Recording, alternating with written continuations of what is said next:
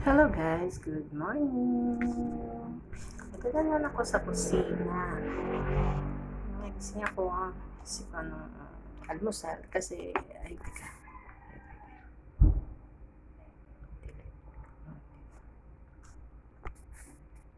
Ayan, parang hininahan ko yung dito ako sa kusina ng pagising ko. Naisip ko kung ano almusal kasi araw-araw kami puro pandesal. Ayan. Ngayon, ito, nagbabat ako ng cabinet. Ito, nakakuha ko ng Quaker Oat. Ayan. Ngayon, ang gagawin ko, ang tawag sa Bulacan, magpapais tayo ng Quaker Oat. Parang gawin natin puto. Ayan. Natimpla ko na to. Nilagyan ko ng ito. Nilagyan ko ng milk. Margarine. Sugar. And egg. Nilagyan ko ng dalawang. Sa isang ganito na ilang grams to. 510 grams. Linagyan ko lang ng 2 eggs. Ayan.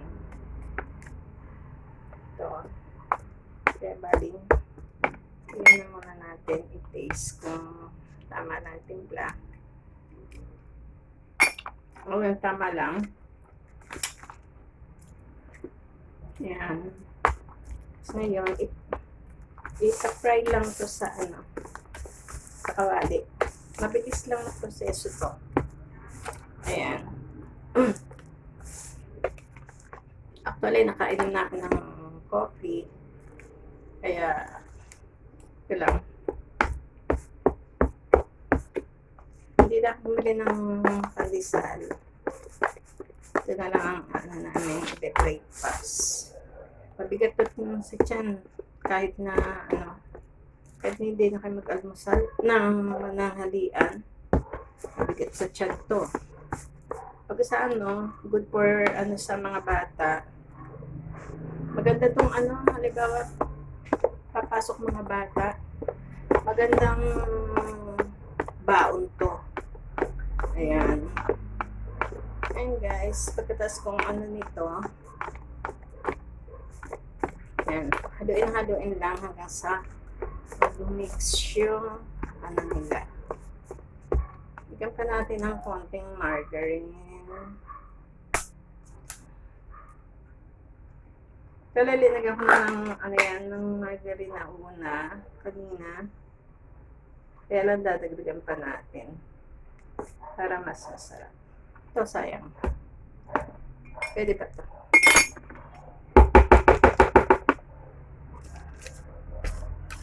Kailangan sayarin ang sayang. Yan.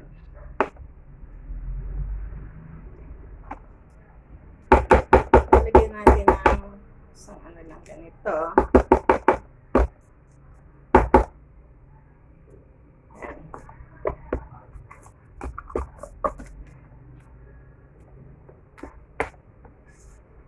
Tansya lang yan. Nahusay tayo sa tansyahan. Ayan guys. Alam niyo guys, nung araw pa, nung bang panahon na maano pa buhay, simple lang. May natatandaan ko nung bata ako, may rasyon sa sa simbahan ng mga ganyan, yung mga Quaker Oat, yung Clean, yung Trigo, yung mais powder, ayan. Yun lang, hindi uso pera nung araw sa mga bata. Nagluluto, tatandaan ko, luluto lang si nanay ng mga ganyan. Kay nanay ko natutunan to, yung pagluto nito. Actually, to sa dahon ng saging eh. Kaso, wala akong maanong dahon ng saging. Ang hirap maghanap ng dahon ng saging ngayon. Pero try ko, magpapahanap ako sa kapitbahay. Ang kumbaga sa masustansya na to sa bata, mainam to sa bata talaga. Na kung halimbawa bumili kayo nito, tapos ninyo, lang naman Quaker oat, egg, margarine. Kung may cheese naman, pwede lagyan ng cheese. Ala na tong baking powder or ano. Tapos, lagyan nyo lang ng water, i-mix lang. Sugar, yung tamang timpla lang, hindi matamis, hindi naman matabang. Tamang timpla lang. Tapos ngayon, pag nyo sa frying pan, iraraban nyo lang ng margarine din. Yung plain lang na margarine. Ito naman, itong Quaker oat naman, kung meron kayong dahon saging, i-mold nyo sa dahon ng saging.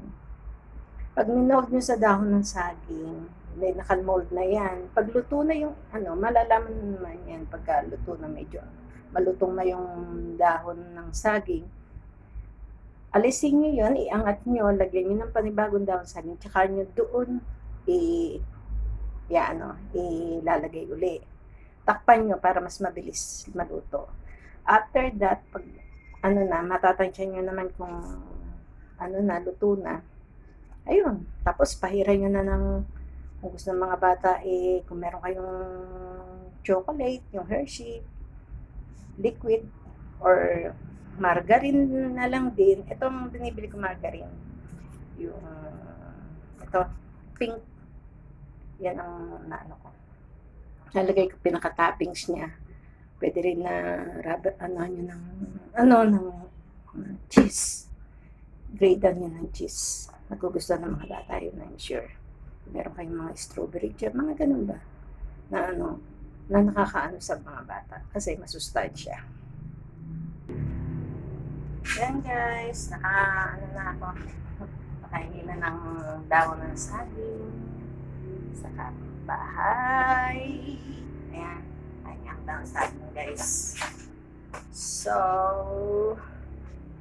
dito na tayo sa punasan ko muna yung dahon ng saging kasi kailangan malinis. Kasi pagkain. Diba? So, then guys, tapos ito lang.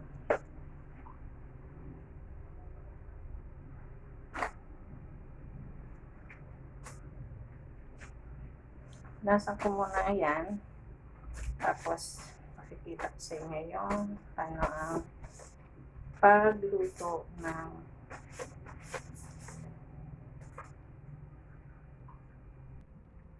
okay yan guys, na punasan ko na lahat ng dahon ng saging. Yan. Then,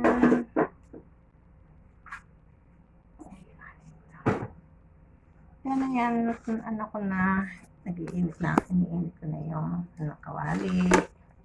Ayan. Step lang naman ng pag lagay nyo lang yung dahon ng saging sa kawali. And then, ayan. Nyo lang ganyan. Iuhulman nyo lang. Nasa inyo na yan kung gaano yung gustong malaki na pagluluto. Yung kayang ubusin ni baby, kayang ubusin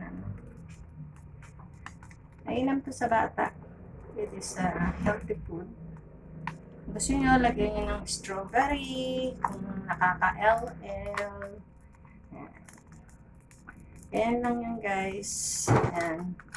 Hintayin lang siya. Yung sa ilalim, mag-brown. Ayan, hintayin lang natin. Tapos tatakpan. Ang takip. Ayan. Tatakpan lang natin. Hintayin lang natin ng ilang minutes. And guys, hintayin lang ganyan. Pwede nyo nang iangat yan. Yan. Ayan natin nyo. Pwede nyo iangat. Then, pag inangat nyo yan, lalagay nyo itong isang dahon. Ganyan. Kanyo lang. Yan.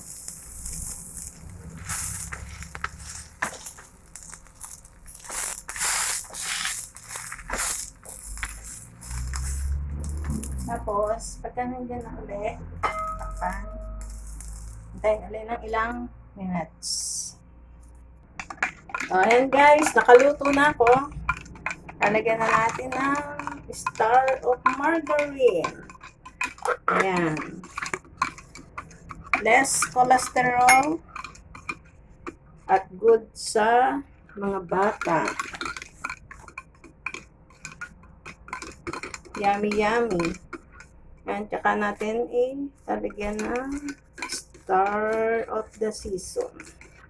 Star margarine or either na chocolate pag gusto ng kids or kung meron kayong strawberry jam, anything. Or mag-grated kayo ng cheese kaso wala akong cheese.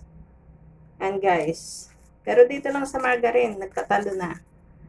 Guys, ayan, maka-first luto na tayo. Kaya, titikman natin. Tikman na natin. Ayan. Tikman. Sarap. Second. Sarap. Guys. Try nyo. Mainam to sa mga bata. It is a healthy food. Okay guys, thank you very much. Please subscribe my YouTube channel. And thank you sa mga nag-subscribe. Maraming salamat and God bless. Bye. See you on my next cooking.